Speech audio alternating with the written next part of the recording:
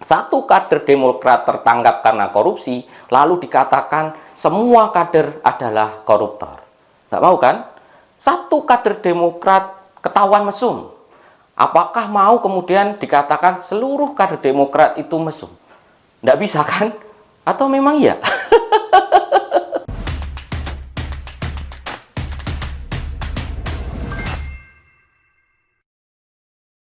Saudara-saudari sebangsa dan setanah air, selamat datang di konten ini. Kembali bersama saya, Fransen Ari. Ada peribahasa, bagai memancing di air keruh, yang artinya mencari keuntungan di tengah peristiwa yang menyedihkan atau tidak menyenangkan. Nah, ini seperti yang dilakukan oleh salah seorang kader Demokrat bernama Hasbil Mustaqim Lubis. Dia mempertanyakan alasan pengunduran diri Rafael Alun Trisambodo. Ya, kita tahu pengunduran diri Rafael Alun Trisambodo ini imbas dari kasus penganiayaan anaknya Mario Dandi Satrio kepada David Latumahina. Ya, setelah dicopot jabatannya oleh Menteri Keuangan, Rafael Alun ini kemudian mengundurkan diri.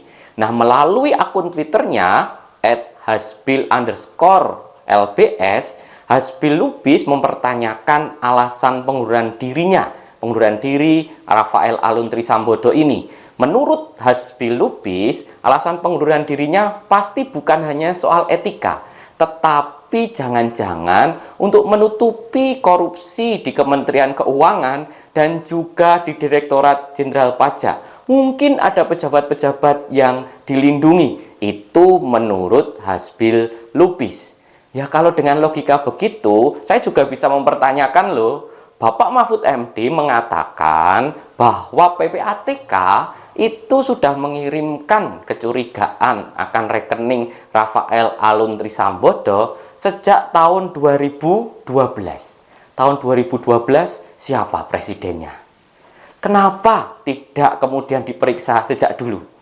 Jangan-jangan untuk melindungi penguasa waktu itu. Atau ada dana hambalang ke situ.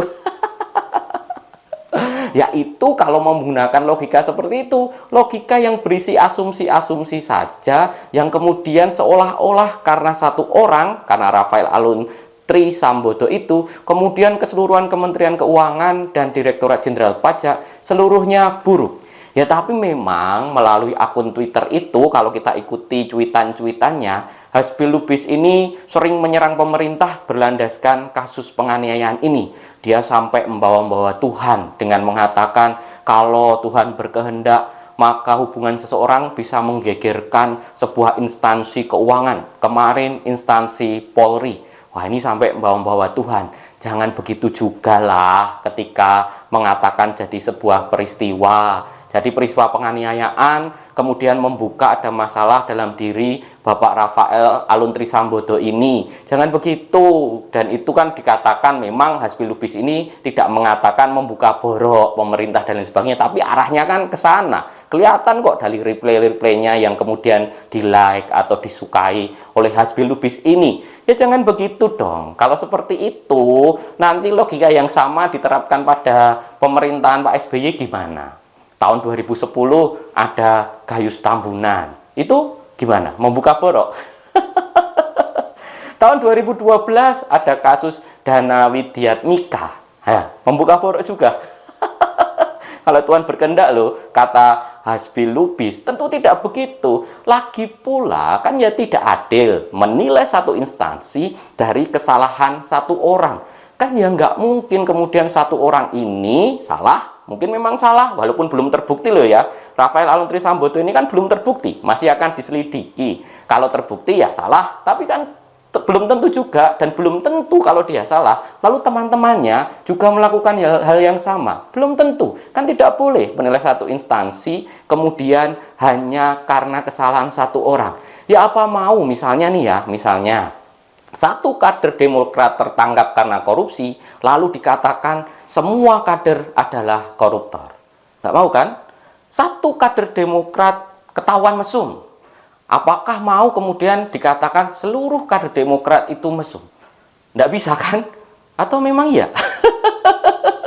Ya tentu saja tidak begitu cara berpikirnya. Maka kemudian ketika Hasbi Lubis ini menggiring opini karena kesalahan satu orang, lalu Kementerian Keuangan dan Direktorat Jenderal Pajak seluruhnya buruk, itu sebuah logika yang tidak pas, tidak benar. Janganlah begitu. Bahwa ada yang keliru, ada yang salah, iya. Bahwa ada perlu perbaikan, iya, saya tidak menolak itu, perlu perbaikan. Tapi janganlah kemudian menunjukkan bahwa Kementerian Keuangan dan Direktorat Jenderal Pajak seluruhnya buruk, semua pegawainya korup. Kan nggak bisa begitu. Kalau memang mau dengan logika itu, maka ya bisa dikatakan Partai Demokrat seluruhnya korup. Kan sudah terbukti banyak yang tertangkap korupsi. Baru saja Lukas NMB ya toh.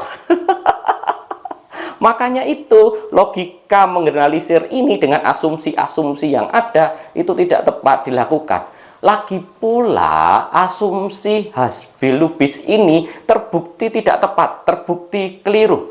Ketika dia mempertanyakan penambahan kekayaan harta salah satu staf khusus Menteri Keuangan Justinus Prastowo. Dalam cuitannya, masih di akun Twitter yang sama, Hasbi Lubis ini mempertanyakan kenaikan kekayaan sebesar 19 miliar dari tahun 2011 sampai 2021 yang dimiliki oleh Justinus Prastowo. Asumsi Hasbi Lubis adalah kalau gaji Justinus Prastowo itu 100 juta setiap bulan, maka maksimal pendapatannya 12 miliar selama 10 tahun. Lah kok bisa 19 miliar? Apa ada sampingan, Mas? Itu pertanyaan Hasbi Lubis loh ya. Asumsinya begitu, asumsi yang digunakan oleh Hasbi Lubis. Dan pertanyaan itu dijawab oleh Justinus Prastowo melalui akun Twitter juga @prasto. Dan dalam thread yang dibuat oleh Justinus Prastowo dijelaskan bahwa sejak 2011 Justinus Prastowo ini sudah mengundurkan diri sebagai PNS. Dan lalu dia bekerja di bidang swasta atau sektor privat, menjadi konsultan pajak, dan kemudian akhirnya juga bisa mendirikan kantor konsultan pajak sendiri, kemudian menulis buku, mengajar, dan lain sebagainya. Dan penambahan hartanya 10 tahun 2011 sampai 2021 itu juga terjadi karena ada revaluasi dari aset-aset seperti tanah, emas maupun saham. Maka penambahan yang fantastis itu memang real karena perjuangannya dari 2011 sampai 2021. Dan dijelaskan seperti itu, apa tanggapan Hasbi Lubis? Mengucapkan terima kasih dan berkata cukup, tidak dipermasalahkan lagi. Berarti kan sudah tidak punya hal yang bisa diperdebatkan lagi toh. Tapi anehnya masih saja di tweet-tweet berikutnya mempertanyakan dan bahkan mengatakan mundurnya Bapak Rafael Alun Trisambodo itu untuk menutupi korupsi pejabat-pejabat di Kementerian Keuangan dan juga pejabat-pejabat di Direktorat Jenderal Pajak. Nah ini gimana sih? Katanya sudah terima kasih, cukup, tidak ada yang diperdebatkan lagi. Tapi ya masih terus saja berusaha menyebarkan narasi yang menyerang pemerintah. Nggak tahu malu ini.